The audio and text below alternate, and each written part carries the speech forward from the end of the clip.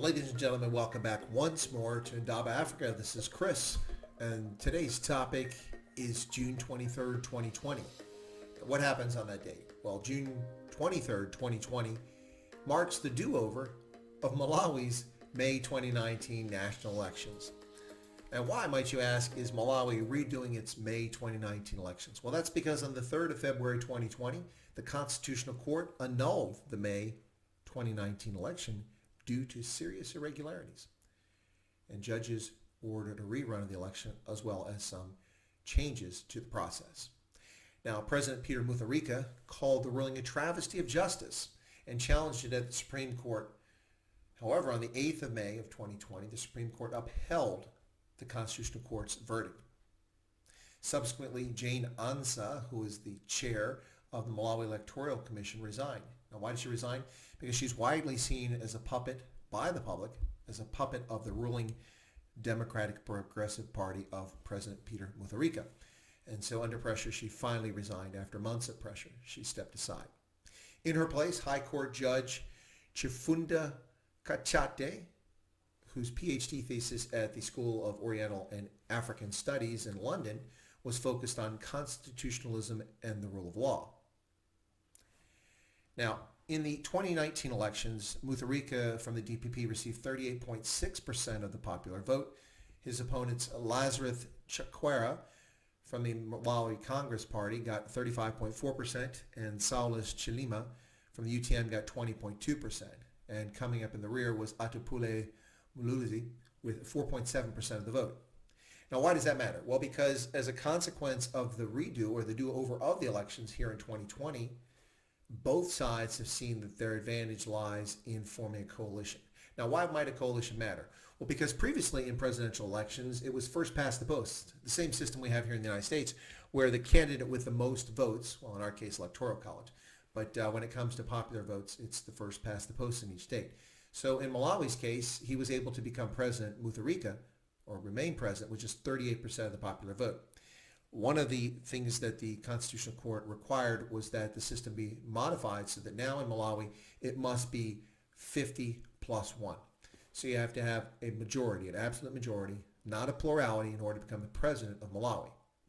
Consequently, if no candidate gets a 50 plus 1 in this election on June 23rd, there will be a runoff of the top two candidates.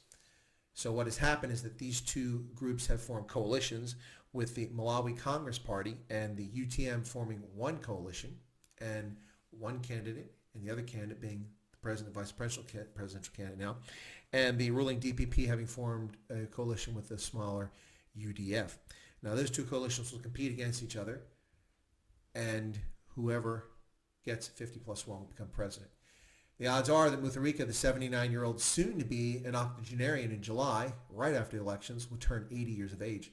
Odds are that his ruling DPP is likely to lose the election. That's correct. The DPP and Mutharika may lose.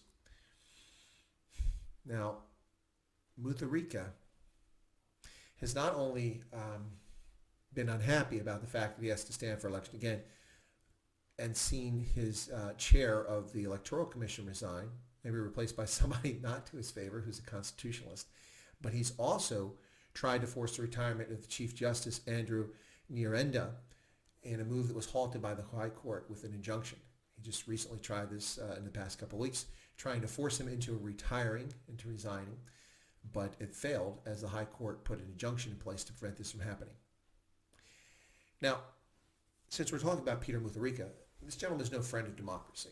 The 79-year-old has famously done several things that are anti-democratic. For instance, in 2012, when his brother Binguwa Mutharika died in office, the sitting vice president, who wasn't in the same political party because Bingu changed political parties after he was elected president, he dumped his party and formed a new party.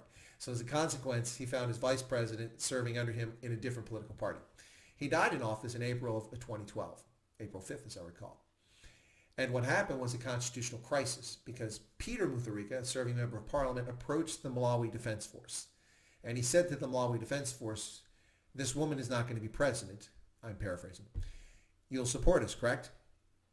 And the Malawi Defense Force, under Major General Henry Odila, said, "No, there's a constitutional process, and we respect the constitutional process. The vice president will be sworn in as president, and there will be an election shortly thereafter. Shocked and astounded that the military would not support him, Peter Mutharika dithered and didn't know what to do. SADC stepped in, and eventually, a couple of days later, Joyce Banda was sworn in as president of Malawi, when it should have happened the same day, but it didn't, as he tried to subvert the democratic process, the constitutional process. Banda won that election a few months after that and served as president for a couple of years. However, in the next election, there were massive irregularities as Mutharika's party played shenanigans at the polls, and he was elected president. Joyce Banda, for the good of the nation, stepped aside and was no longer serving as president in a magnanimous gesture on her part. So that's not the end of it, though. We see here, of course, now with Mutharika attempting to have the High Court Chief Justice of Malawi, resign, but that has been halted by injunction. Now, one other thing I should mention is that Major General Henry Odilo, his actions in preventing Peter Mutharika from circumventing Malawi's constitutional order were not forgotten. After Mutharika became president in 2012, it was not too long after that Henry Odilo retired, and there were charges of corruption, trumped-up charges of corruption meant to tarnish his reputation and his liberty that occurred after that.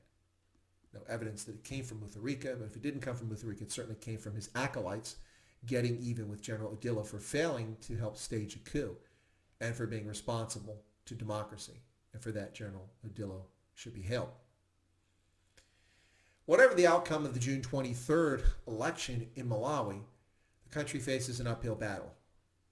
Small country, landlocked, with just 19 million people, but also the most densely populated country on mainland Africa. Faces a lot of challenges economically as the world reels from the Wuhan coronavirus or COVID-19 crisis. Malawi's markets remain in jeopardy and in flux for its exports.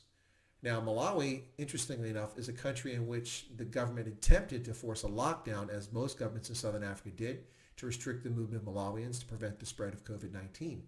But the courts rejected that and said that the government overstepped its bounds. And so there has been no lockdown in Malawi. And what are the consequences of that? Do we see tens of thousands of cases of COVID-19 in Malawi, a country of 19 million? We can find plenty of countries of that size, 15 to 25 million, who have a lot of cases. Yet Malawi has just 620 confirmed cases of COVID-19 to date, with just 8 deaths attributed to it. Like Taiwan, Malawi has not had a lockdown. Interesting what's happened there. But whatever the case is, the country does face some challenges going forward, and hopefully democracy will prevail in Malawi, the warm heart of Africa, a place often overlooked by folks, beautiful tourist destination, wonderful investment opportunities there, and a country surprisingly with a democratic tradition that is overlooked by many, and an apolitical military.